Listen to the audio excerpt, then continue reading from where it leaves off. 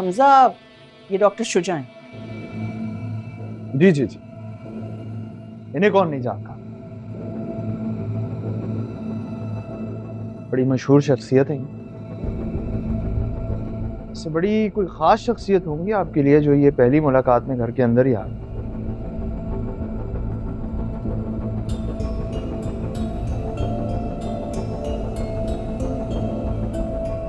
वैसे तो इनकी औकात से मैं अच्छी तरह वाकिफ हूं। Excuse me. हमजा, तुम अंदर चलो। ये हमारे खास मेहमान हैं और ये क्या तरीका है बात करने का?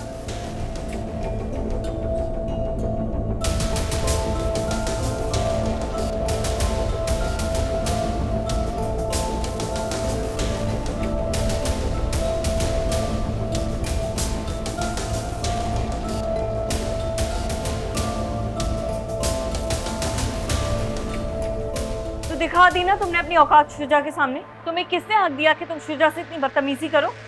तुम्हें क्यों तकलीफ होगी? क्यों नहीं होगी तकलीफ, वो मेरे बॉस हैं। और फिर ओहो, अब तुम दोनों शुरू हो गए। हमजा, तुम तो अंदर चलो। अभी तुम्हारे मामू यही थे और आपा का और तुम्हारा पूछ रहे थे।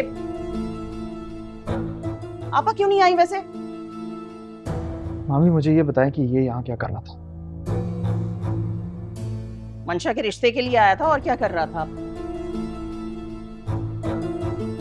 जाहिर है कहीं ना कहीं तो शादी करनी है ना हमने उसकी।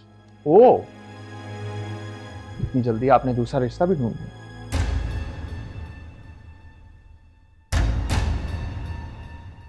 अब मुझे ये समझ नहीं आ रहा कि आपको इसकी मुबारकबाद दूं या अफसोस करूं आपकी प्लानिंग पर।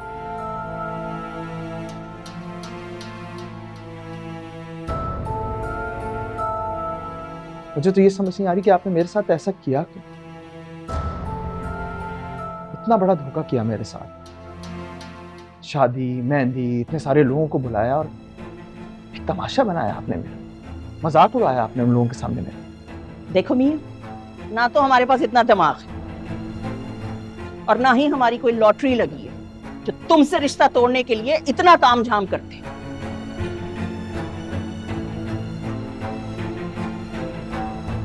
धोखा तुम्हारे साथ नहीं, धोखा तो हमारे साथ हुआ है। अरे अभी तो हमारे ऐसे हालात भी नहीं है कि दो दो शादियां कर सकें।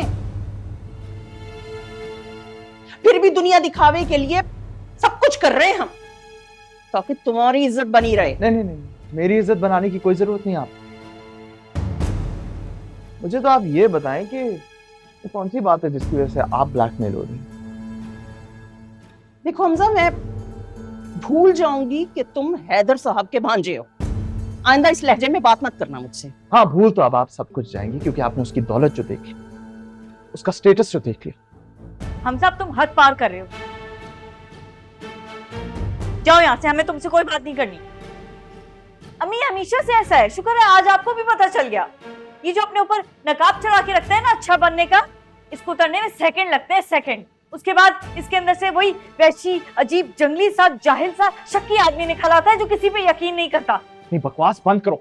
बस कर दो हमजा, बहुत हो गया। तुम अपने और हमारे रिश्ते की लाज भूल चुके हो। मंशा, अब तुम्हें इसके मुंह लगने की बिल्कुल भी जरूरत नहीं है, समझी?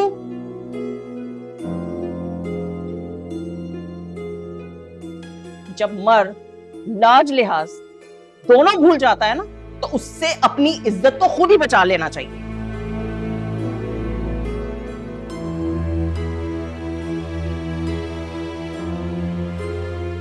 शायद जो तुम कर रही हो ना, इसके बाद तुम बहुत पछताओगी। Oh, really? मैं पछताऊंगी तो मुझसे हमदर्दी करने मत आना। तुम क्या चाहते हो? जोग ले लूं मैं, रोग लगा लूं खुद को कि हाँ, मेरी हमजा से शादी नहीं हुई, मैं तो मर जाऊंगी, मैं खुदकुशी कर लेती हूँ।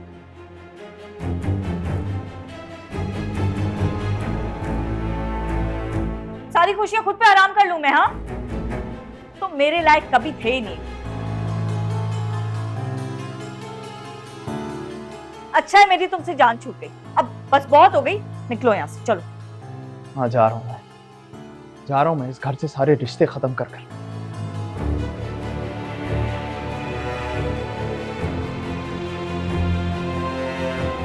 मुबारक हो आपको आपके नए रिश्ते और नई रिश्तेदारियां। 1 मिनट हमजा।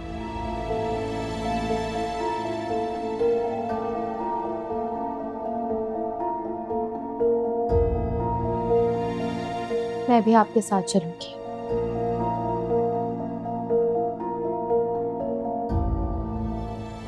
वैसे सच कहते हैं कि कमजोर इंसान के साथ एहसान करो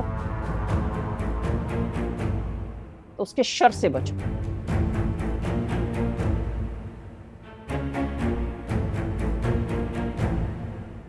हमजा ने क्या कम सदमा दिया है हमें, जो अब तुम हमारे सारे एहसान भुलाकर बराबरी और बदले पर उतर आई हो?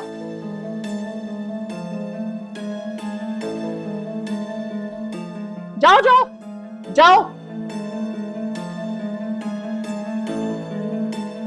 हमें तो कोई हक ही नहीं है तुम्हें रोकने का, और वैसे भी हम तुम्हारे लगते क्या हैं?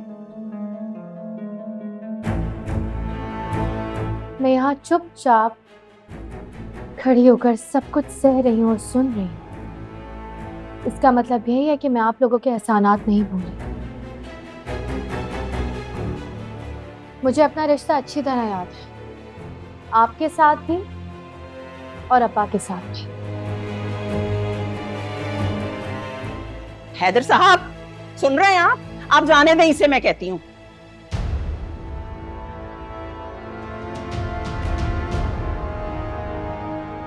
और अल्लाह के वास्ते यतीम की कफालत के बारे में कोई नया लेक्चर मत सुनाने बैठ जाइएगा मुझे।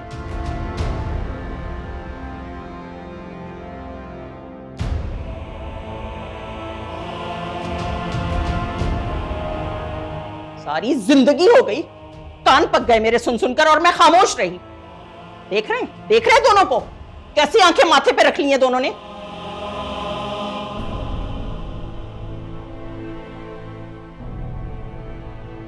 एक आखिरी मेहरबानी हमजा, इसके बाद आपका जो भी रवैया होगा मेरे साथ, मैं कोई शिकायत नहीं करूंगी।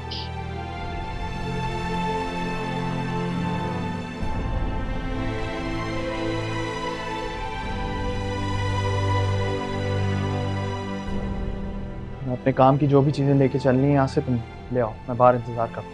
हमजा क्या हो गया तुम्हें, तुम भी ऐसा करोगे अब?